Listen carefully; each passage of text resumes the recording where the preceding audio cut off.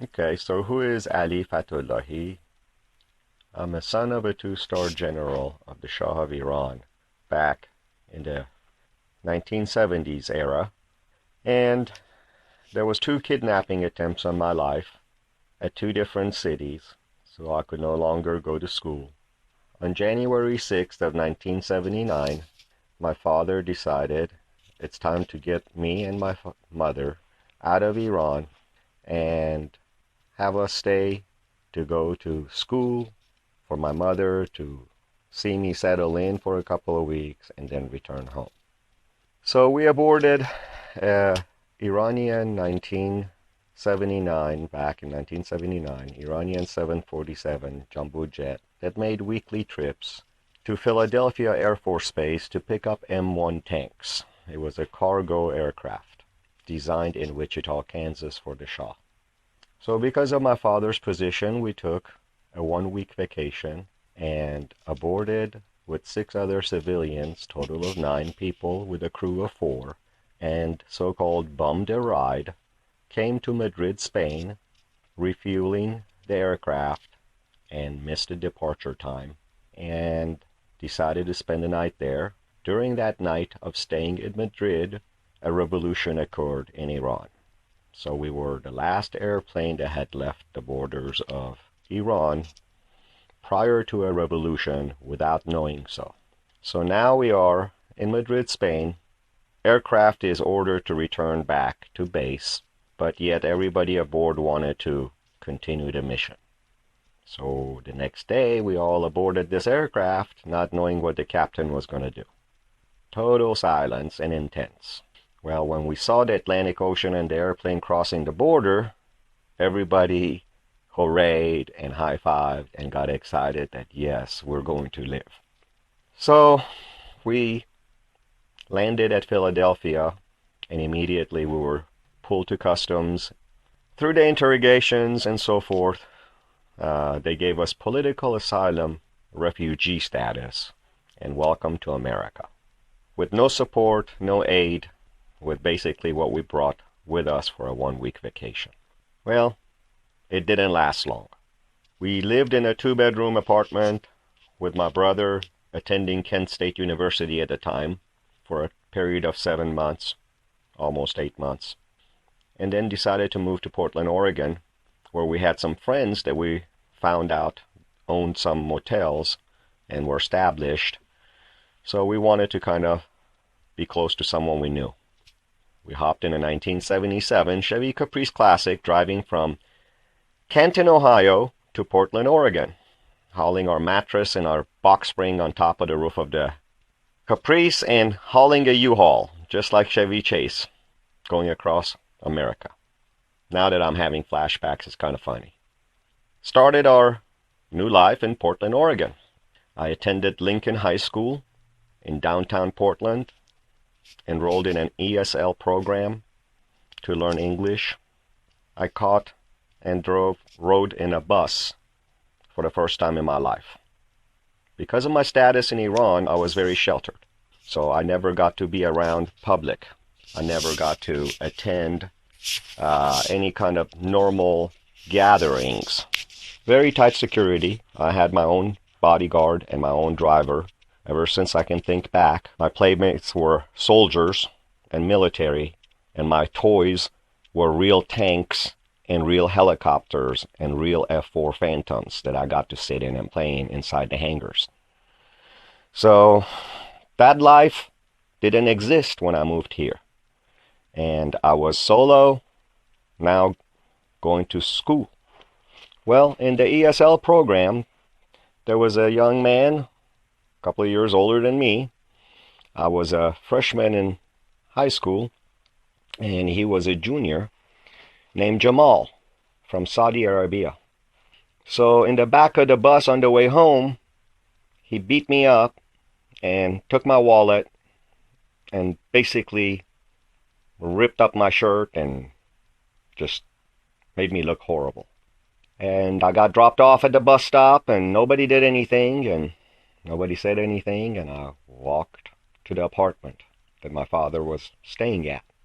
It was during a time that my mother had decided that she wanted to leave us to go see her brother, who was to be executed because he was a colonel under the old government. In a revolution, everybody that was high-ranking got hung and executed. He was to be one. And so I can understand my mother's feelings. She was homesick and she wanted to see her brother for the last time. So she had left me and my father here. So me and my father were roommates, you could say. And he opened the door and he sees me all beat up looking and crying. And I looked up at him and I said, "Dad, where's my bodyguard?" The next day was October 7th of 1979. He enrolled me in a Japanese style called Rubukai Karate in downtown Portland, Oregon under Sensei Junki Yoshida, a one-eyed blind man, patched eye with a cane, old man, on a hardwood floor.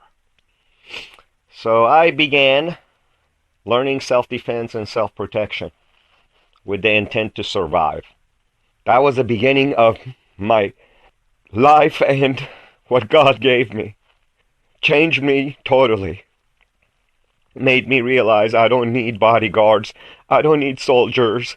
I don't need to hide under protection. I can take care of myself. That self-confidence, the discipline, the perseverance, the hard drive, the pain and suffering that I had during those trainings and classes, not speaking the language, being the underdog, being spit on in school, being called sand nigger, being called camel jockey. Nobody wanted to socialize with me because of the hostage crisis and the bad reputation of Iran. So I had nobody. The only thing I had was martial arts and learning to take care of myself and develop my body so I don't have to become a victim anymore. So I persevered. I ate, slept, thought of how to improve myself every day.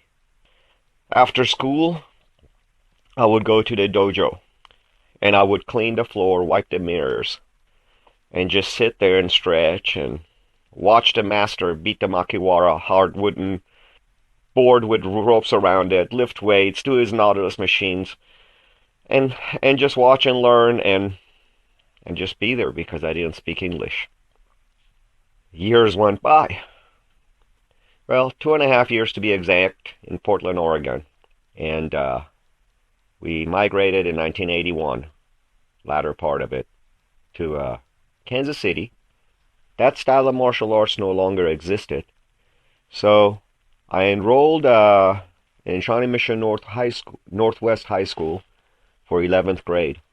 And that first day in school, there was a kid that did Taekwondo not too far away from the school, and he told me about, and invited me to go watch. So I did, and I enrolled. Master Chun Soo Lee taught Korean Taekwondo the traditional way, as an art of self-defense. So, from 1981 till 1989, almost 1990, I believe, somewhere along those years, I trained with Master Lee, and I earned a 4th degree black belt. Actually, I think a 3rd degree from Master Chun Lee, and a 4th degree from the World Karate Federation. And during that era, I learned a lot. I developed. It was my teenage years. I watched this man, and I learned that nothing is impossible. I watched him put his head through 8 cinder blocks, a few different occasions. Nothing that a normal human being can do. He did things that made me realize if I put my mind to it, I can do it. So, during all this time, my father always watched over his back. He was scared of his own shadow to be assassinated. So he was to be executed once returned back. So needless to say, we had a lot to worry about at home. We did not have a normal household. And no mother to cook food. I lived on green peas and 99 cents frozen pizza. that I put in the oven 5, 6 days a week till we had hamburger or something. So it was some rough times. Um, it was all good because I got to learn about a man who was my father, who's my hero, who was my role model, who was superpower in his country, served a king for 38 years. Then in a blink of an eye, he lost all his wealth, everything he owned, and he was to be executed just because he worked for a different government that is no longer in power. So his life got shattered. Most people in his position either died or committed suicide. They couldn't handle it. He was one of the few that basically loved his family more than anybody else, and he took care of his son, who was so important to him, and he just was humble, humble, humble the whole time. Never showed any sign of anger, any sign of disregard. Was always thankful to be alive. I saw that, and I realized money doesn't matter. Learn how to survive is what matters. So he always told me, he said, I want you to learn how to do everything on your own, so you're never dependent on anybody, that if anything ever happens to you, like it happened to me, you'll be able to survive. So I always took that lesson. I wanted to be the do-it-yourselfer, one-man army. So throughout the years, I learned many tasks. I learned how to do electrical work. I learned how to do construction. I learned how to do self-defense and public speaking. I learned how to fly airplanes. I learned real estate. I learned anything that I could ever think. Drive heavy machineries, bobcats, tractors, backhoes. So I learned one thing in life. Fear is your worst enemy. Don't be afraid. Never be afraid. Go after what you put your mind to. And that's what I learned from my father. So here I am, now, at the age of 53. I've been in America since 1979. This is my home. This is what I know. This is the life I learned since I don't have a home. Because what I remember as a home, as a place of birth, doesn't exist. It's no longer the same. It's not the same people. It's not the same government. It's not the same building structures. It's not the same air. So, I guess I'm homeless. But this is my home. So, what I like to do is always help people because I know what it's like. I know when you're down and you think like there's nothing else left to do, you only got one thing, you got yourself. My mission in life, throughout martial arts training, I believe it was a blessing that God did this to me and brought me from such a high protection, high profile lifestyle to a nothing, and then let me build it on my own. So I learned what it's like. I learned what the real life in the street is like. I learned what the real people are like. I learned to be able to communicate and interact with the most extreme wealthy, and I also learned to interact with the people and be around the real life and the ones that live a normal life and way below sometimes don't know where their next meal comes from. So on that note, I learned about life. I'm learning about life every day. The only thing that I was missing was to be a parent, to be a father. And now the woman of my life, my dream girl, is going to give me that, is going to give me that opportunity that I never got to have in the past 53 years of living on this planet, to care for a child of my own. It's a miracle. It is totally a miracle. I never thought I would get that opportunity. I never thought I ever get that chance. So, best thing is, I'm getting that opportunity with my dream woman, with the person that in my mind is my perfect half.